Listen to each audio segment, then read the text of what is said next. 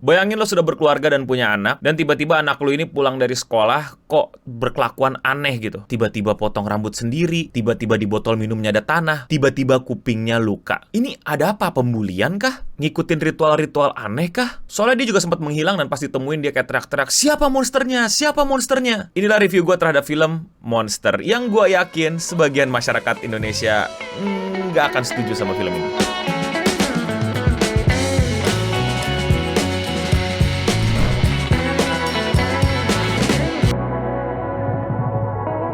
Monster atau Kaibutsu itu film yang berbeda dengan anime atau manga Monster ya. Saudaranya Koreeda Hirokazu, penulisnya Yuji Sakamoto. Rating di IMDb sih 8, dan entah kenapa film ini tuh bisa telat tayang karena dia udah tayang dari 2023 di Jepang dan di beberapa negara, tapi di Indonesia baru awal 2024. Pertanyaan yang gue lebih besar adalah, kok bisa tayang? Ini film tentang apa sih? Ini adalah film tentang perjuangan seorang ibu single parents yang suaminya udah nggak ada, itu mencari tahu tentang apa yang terjadi sama anaknya. Karena anaknya ini awalnya adalah anak yang ceria, anak yang sehat, anak yang baik-baik saja. Tapi semenjak tahun ajaran baru, dia melakukan tindakan-tindakan yang menurut nyokapnya tuh aneh banget. Seperti yang tadi gue udah sebut, tiba-tiba dia motong rambutnya sendiri, tiba-tiba dia punya luka di tubuhnya, tiba-tiba di botol minumnya ada tanah, tiba-tiba sepatunya cuma balik ke rumah satu. Pokoknya berperilaku aneh sampai si ibu ini akhirnya ke sekolah terus-menerus untuk mencari tahu dan mengungkap misteri apa yang sebenarnya terjadi sama anaknya. Seperti yang udah kalian dengar tadi, ini film udah pasti berbau misteri, dan gue itu suka banget kayak misteri. Kesukaan yang opening sama misteri itu udah kayak ibu-ibu di komplekan yang ngeliat tukang sayur lewat. Panggil aja dulu, terus lihat-lihat siapa tahu ada yang suka. Walaupun ujung-ujungnya nggak ada yang disuka, tapi mampir dan intip-intip dulu. Berikutnya Jepang, Korea, Thailand itu kalau sama misteri detektif-detektifan itu kayak menurut gue ya terbaik. Selalu bikin sesuatu yang kayak kok bisa?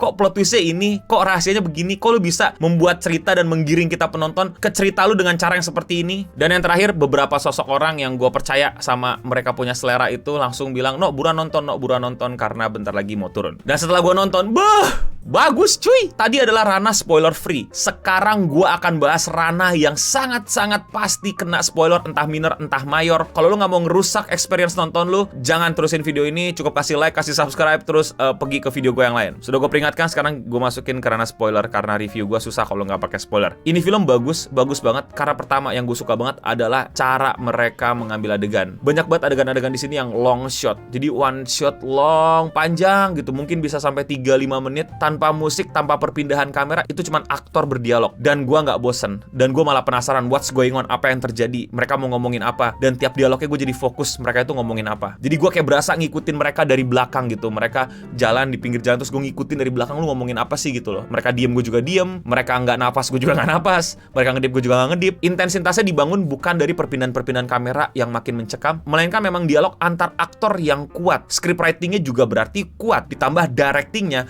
yang tahu kalau disinilah penonton akan tetap stay dan gak bosen walaupun gua kasih long shot 3 menit. Kedua, ini adalah yang paling super spoiler. Sinopsisnya bohong.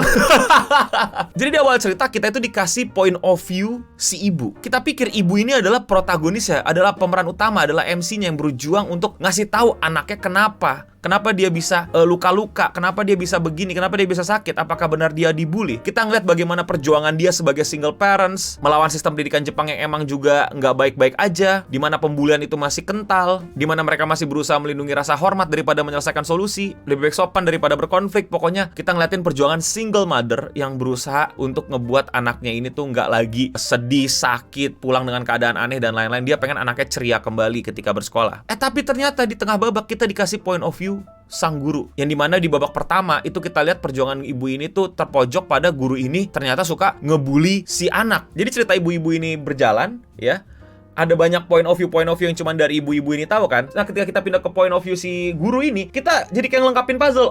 Point of view si ibu begini, tapi point of view si guru begini. Dan sampai kita dikasih point of view kepala sekolah, bahkan akhirnya kita masuk ke point of view si anak, si korban yang diduga kena bullying ini sebenarnya apa yang sebenarnya terjadi. Jadi ini adalah puzzle yang dilengkapin gitu. Kita nggak dikasih satu main karakter untuk ini, cerita berpusat pada dia, bumi berputar pada dia, lu fokus sama dia. Enggak. Main karakter kita ternyata ada di akhir, yaitu si anak dari si ibu yang single parents ini. Tapi premisnya nggak bohong juga sih. Cuman lebih ke apa ya?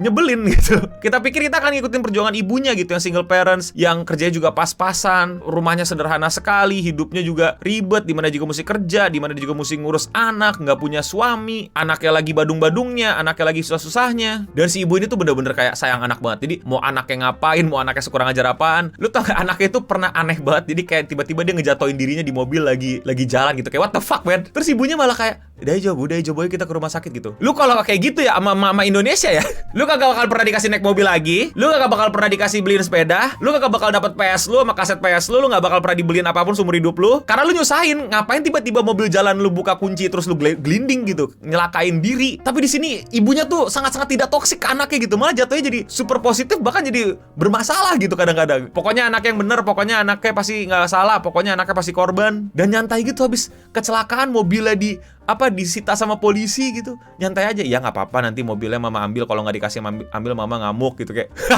Gue udah jatuh cinta banget sama karakter si ibu gitu. Dan ternyata bukan point of view si ibu ini yang menjadi hidangan utamanya, melainkan yang di akhir. Terus kita udah dapat point of view si guru yang katanya tukang bully, katanya tukang apa. Ternyata enggak, semuanya adalah kesalahpahaman. Semuanya adalah kelakuan anak yang memang rada aneh. Tiba-tiba suka ngamuk sendiri, tiba-tiba suka di keadaan yang tidak tepat. Guru ini tuh guru baru gitu, baru pindah, tapi ya namanya guru muda gitu kan, masih suka aneh-aneh. Di point of view guru ini gue keren banget sih. Orang yang selama ini kita pikir penjahat ya, kita pikir yang salah, kita pikir yang berlaku jahat, ternyata dia juga korban gitu loh. Tadi dia dekatkan sama cewek-cewek malam lah di hiburan distrik gitu loh. Terus mau diseriusin, tapi ya masyarakat Jepang masih melihat kalau hal kayak gini tuh nggak baik gitu loh. Kalau lu guru tapi pacaran sama orang dari klub malam dan lain-lain. Terus gara-gara pembulian ini keungkap, guru ini jadi ke-expose sama media. Terus guru ini yang jadi digantian dibully sama masyarakat, sampai akhirnya gurunya pun mau lompat karena kesalahpahaman ini dan lain-lain. Gila ini film. Dan point of view anak yang gue agak malas untuk membahasnya.